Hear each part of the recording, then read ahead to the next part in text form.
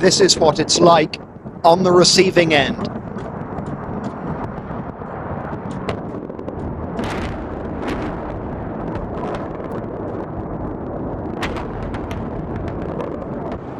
Last night, a square mile in central Baghdad seemed like hell on earth. An inferno. ITV News cameras recorded the barrage from hotel balconies, and it was a truly chilling sight. This is going to be a big bang. This is on a completely different scale from everything else that has gone before.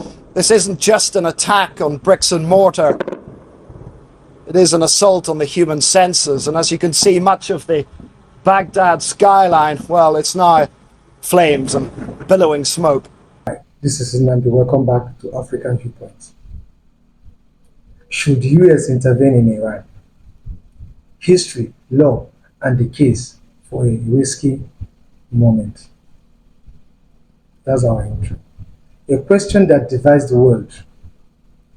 There are moments in global politics when moral outrage collides with strategic calculation, when images of repression surface, when reports of mass killings dominate headlines, when threats, sanctions, diplomacy appear to fail.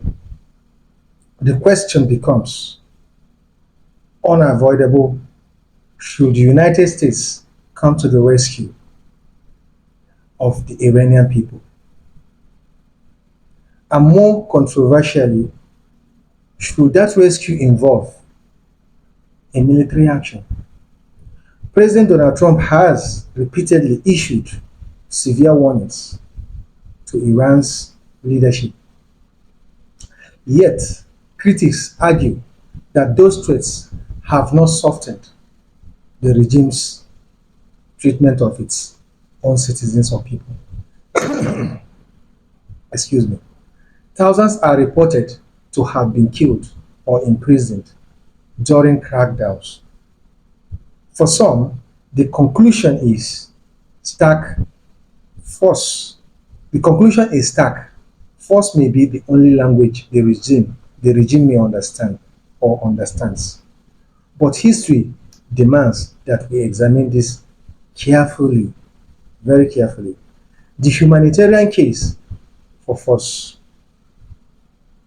Supporters of intervention begin with moral argument. They say the Iranian government has repeatedly used lethal force against civilians.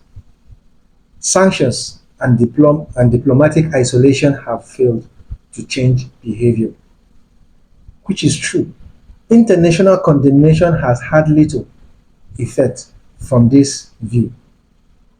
Military action is not about conquest or occupation, but about stopping mass killing as quickly as possible, right? And increasingly, supporters add another claim: timing. They argue that Iran is at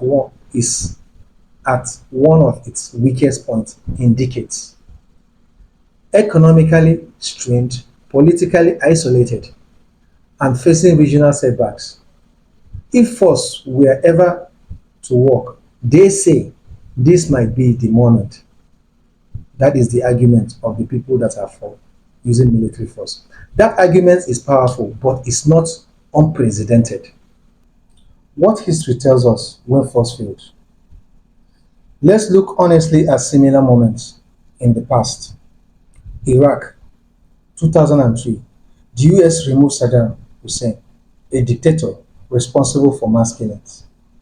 The regime collapsed quickly, but what followed was state failure, sectarian violence, hundreds of thousands of civilians' deaths, the rise of ISIS.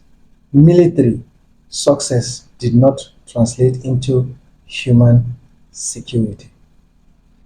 2. Libya, 2012, NATO intervened to prevent an imminent massacre. Gaddafi failed, but Libya descended into civil war, lawlessness, human trafficking, and long-term instability. The intervention saved lives in the short term and destroyed institutions in the long term. 3. Syria, 2011 onward, the world debated military intervention as the regime cracked down violently. Limited actions followed. The outcome, over half a million dead, over half a million dead, millions displaced, a fractured nation, a regime still standing. History's lesson seems clear. Military intervention often replaces one tragedy with another. The legal barriers. Let's look at the legal barriers. Beyond history, there is the issue of international law. Military force is considered legal only under limited conditions or circumstances. Self-defense or authorization from the UN Security Council. In Iran's case, the US is not responding to a direct armed attack. UN authorization is unlikely due to the geopolitical vetoes. Any unilateral intervention would therefore be widely viewed or seen as illegal if framed as humanitarian. This matter this matters because legality shapes international support, regional cooperation. The legitimacy of post-conflict outcome wars without legitimacy often end without stability. While some argue this time is different. Let's look at that. Despite these precedents, some analysts argue that Iran presents a unique case. They point to several factors debated but widely discussed. Iran's military and economic position is under severe strain. Key regional allies and proxy forces have been weakened. Long-standing power structures in neighboring states have shifted internal dissents. Internal dissent appears deeper and more widespread than before. From this perspective, military action would not involve a full-scale invasion, long-time occupation. Instead, proponents imagine limited targeted strikes, decapitation of command structures, a shock that fractures elite unity. They argue that unlike Iraq or Libya, Iran already has a politically conscious population capable of shaping its own future once repression is lifted. In other words, military force would be a catalyst, not a replacement. For internal change, this is a gamble, but history shows that some gambles have worked. When force did change behavior, there are cases often overlooked. Yes, overlooked, where limited military pressure altered outcomes. For instance, NATO's intervention in the Balkans helped end mass atrocities and led to long-term stabilization. US military pressure on Serbia contributed to the fall of Slobodan Milicevic. If I massacre that name, I'm sorry. Targeted force combined with diplomacy has, at times, constrained brutal regimes. These cases were not perfect, but they suggest that force, when limited, strategic, and internationally supported, can sometimes be productive, reduce suffering rather than multiply it. The question is now whether Iran fits this very narrow window. All right?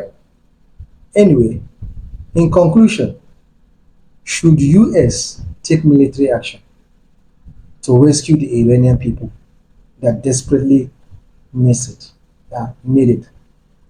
The honest answer sits in uncomfortable territory. History warns us that intervention often worsens suffering. Law constrains what can be done legitimately. But timing, context, and regional dynamics matter.